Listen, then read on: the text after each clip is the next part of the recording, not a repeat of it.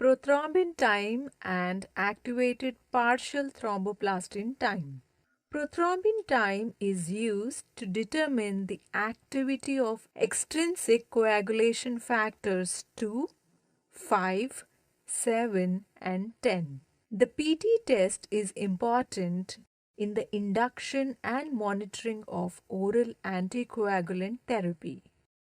It is an important screening test in diagnosing genetically caused deficiencies in coagulation factors of the extrinsic system. It is used to diagnose acquired deficiencies in coagulation factors and also to check the synthesis performance of liver in hepatic diseases. Activated partial thromboplastin time, that is APTT. This is used to evaluate coagulation abnormalities in the intrinsic pathway and also to detect severe functional deficiencies in factors 2, 5, 10, or fibrinogen. Sample collection, processing, storage, and transportation for coagulation studies is very important to arrive at a correct result. Collection. The blood is drawn via venipuncture. The correct technique of venipuncture is discussed in detail in the section on phlebotomy. For coagulation studies, avoid using tourniquet or apply it for less than 1 minute. In the order of sample draw, coagulation tests must come right after culture tube draw. Contamination by drawing clotting tubes before coagulation tubes should be avoided. Collection from lines previously flushed with heparin should be avoided. Sample tube. Citrate tubes, blue top, 1 part 3.2% sodium citrate solution with 9 parts venous blood is recommended. Mix the citrate solution and blood by gentle inversion.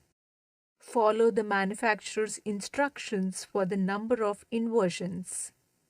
The sodium citrate in the tubes is in the liquid form, so care must be taken that the liquid is not lost by careless handling of the tubes.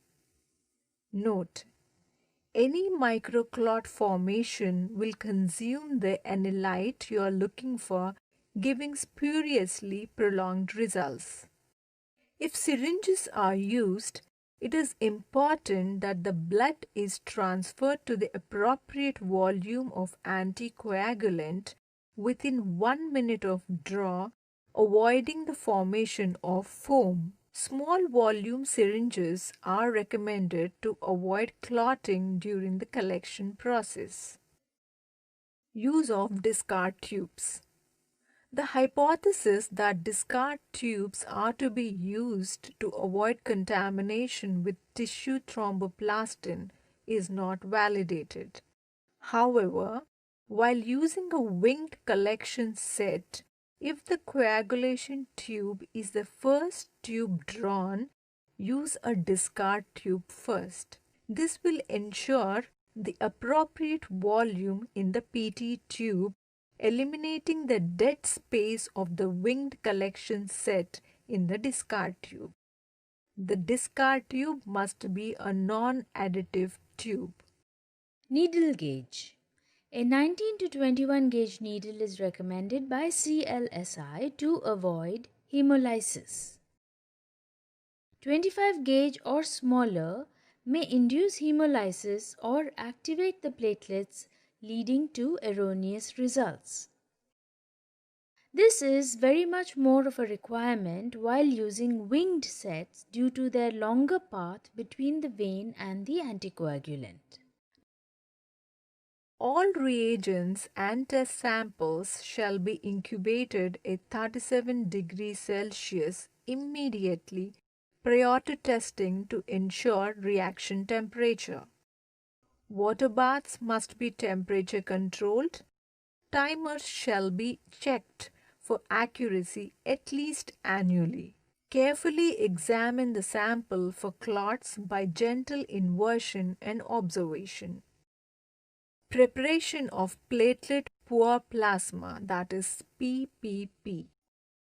To obtain a plasma sample, centrifuge the blood specimen at 1500 G to 2000 G, that is approximately 4000 rpm, for 15 minutes at room temperature to achieve a platelet count of less than 10,000 per microliter. This is as per NABL Standard 112. The counts must be verified on randomly selected specimens once in 6 months or following a major repair on the centrifuge which requires recalibration. Use a swing-out bucket rotor to minimize the contamination of the plasma with platelets and other blood cells. Double centrifugation of the sample may be performed to ensure that the sample is platelet poor. This can be achieved by transferring the plasma following the initial centrifugation process to a non-activating plastic centrifuge tube using a plastic pipette, then centrifuging the sample for an additional 10 minutes. Note: while transferring the plasma from the primary tube, separate the PPP without disturbing the buffy coat. And when aliquoting to a secondary tube, take care to not include the residual platelets that may have collected at the bottom of the centrifuge tube. The presence of visible hemolysis, as evidenced by a pink to red tinge to the plasma, should be noted.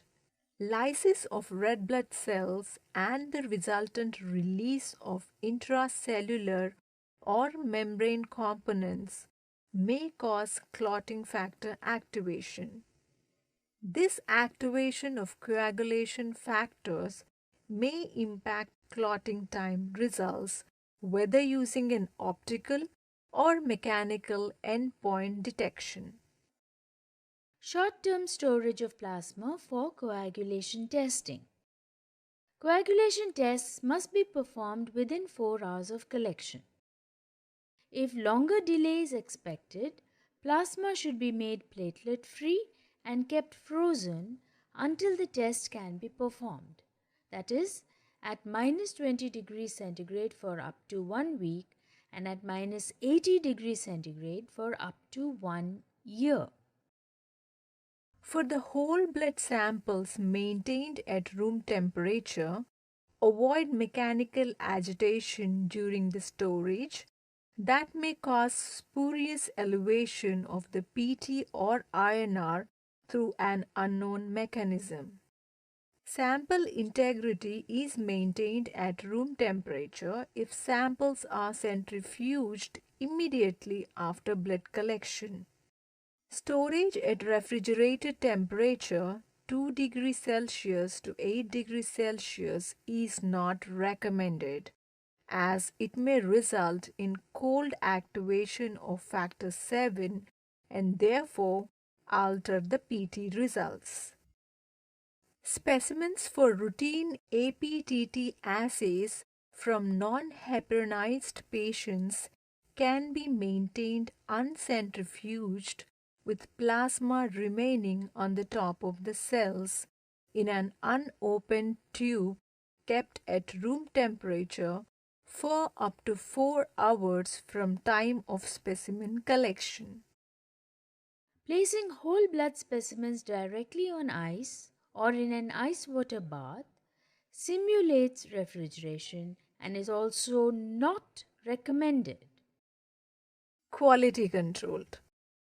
A control, normal and abnormal, should be tested with each batch.